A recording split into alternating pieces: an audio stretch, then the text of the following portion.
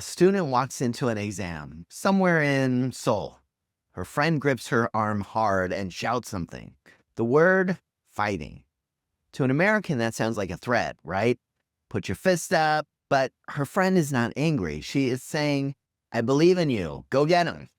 Same exact words, two different planet. So we are in the middle of a series that has watched ideas cross borders and change on arrival. A concept leaves one culture's hands and it travels somewhere else. It becomes something its makers would barely recognize now. Today, we just kind of shrink that down smaller, all the way down to words, single, ordinary words, because what happens to a philosophy also happens to one small syllable. And here's the part I love. This time around, English does the traveling. English gets borrowed. English gets rebuilt by someone else's hands abroad. These are loanwords, words one language lifts from another, but skip the boring ones first, like taxi or computer or internet. Words that travel and stay themselves. We want the other kind entirely, the ones that left home, crossed the border, and came back wearing a meaning their first speakers never once gave them. Start where we opened, in Korea. The word shows up as waiting, sometimes as peiting. Now, I'm sure I am doing a terrible job of the pronunciation, so forgive me, but Korean has no hard F sound, so fighting softens. The F becomes an H or more of a gentle P. It comes straight from English fighting, but it dropped the combat entirely. It means this: you can do this. Good luck. Stay strong today. People say it before big exams, before job interviews, before hard days. A whole country cheers its team with that one borrowed English word. The English version is all aggression, but the Korean version is pure encouragement. Same sound exactly, opposite kind of warmth underneath it. Now, hear the word mansion. Slowly. You see a gate, a driveway, old family money.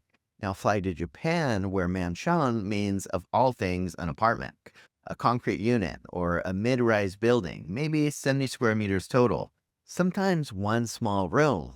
That's it. So how does a palace shrink into a regular apartment? Well, go back further. Post-war Japan was rebuilding from almost nothing at all. The cheap wooden walk-ups already had a name, appaado, from apartment. Developers needed something for the newer concrete buildings going up, something modern, something that sounded like an upgrade. So they reached for the word mansion. The grandeur rode along at first, then thinned until the word just meant a solid place to live your life. So honesty here matters. One Japanese writer said the usage embarrassed him deeply. That is his opinion, and fair enough. But to most speakers now, mansion is simply correct. The new meaning belongs to them. Now, here is the one that turns this whole thing completely around. Listen. Skinship. Skin plus kinship joined together. It means closeness built through touch. Parent holding a sleeping child or friends leaning together. Affection you could feel on skin. Sounds English, right? It's not. It was coined in Japan inside writing about raising children in the 1950s and 60s. Korea picked it up and gave the word new life years later.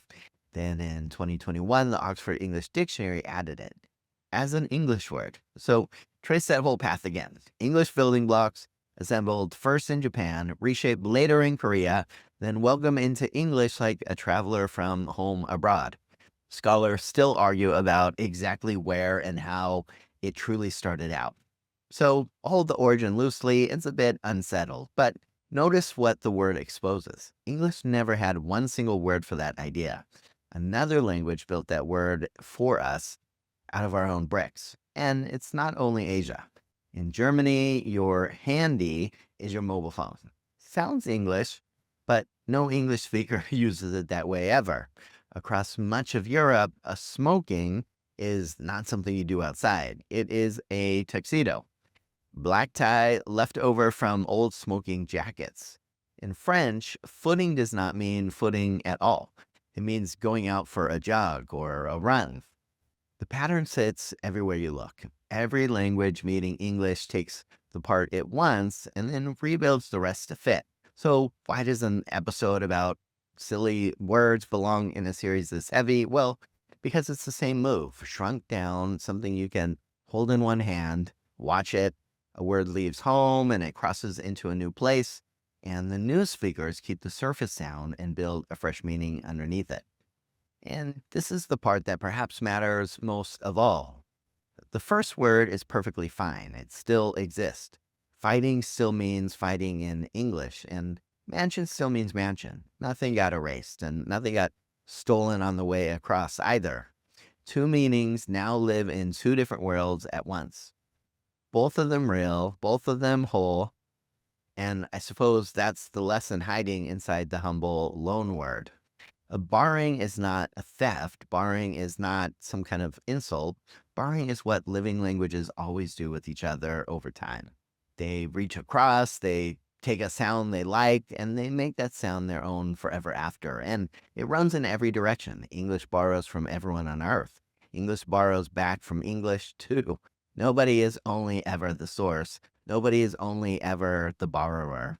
So next time someone uses English in a way that stops you short, try this. Do not correct them, just listen. You are hearing a word that crossed the border and built itself a brand new home over there. As always, guys, thank you so much for taking the time to watch. Take care.